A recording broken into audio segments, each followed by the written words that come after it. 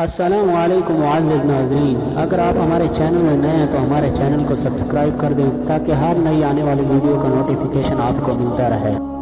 حضرت ابو ہریرہ رضی اللہ تعالیٰ عنہ سے روایت ہے کہ ایک شخص رسول صلی اللہ علیہ وسلم کی خدمت میں آیا اور کہا، یا رسول اللہ صلی اللہ علیہ وسلم، لوگوں میں سب سے زیادہ میرے حسن سلوک کا کون حقدار ہے؟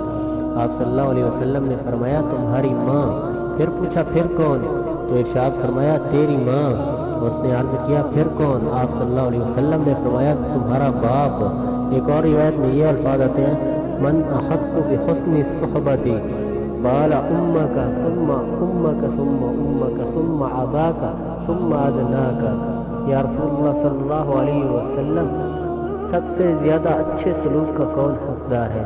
ارشاد فرمایا، تمہاری ماں، پھر تمہاری ماں، پھر تمہاری ماں، پھر تمہارا باپ، پھر تمہارا قریبی ہے۔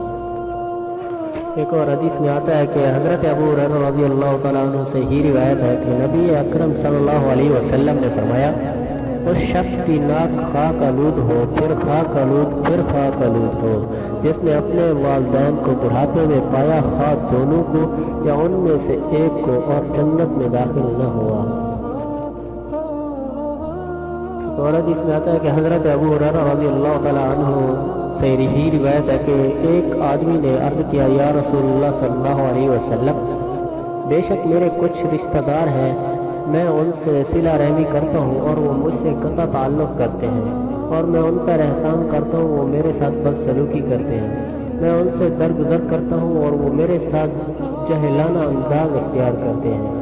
آپ صلی اللہ علیہ وسلم نے فرمایا، اگر اسی طرح ہے جیسا کہ تو نے کہا ہے تو ان کے منہ میں گویا گرم راکھ ڈالتا ہے، اور تیرے ساتھ ان کے مقابلے میں اللہ تعالیٰ کی طرف سے ایک مددگار رہے گا جب تک تو اس صفت پر قائم رہے گا۔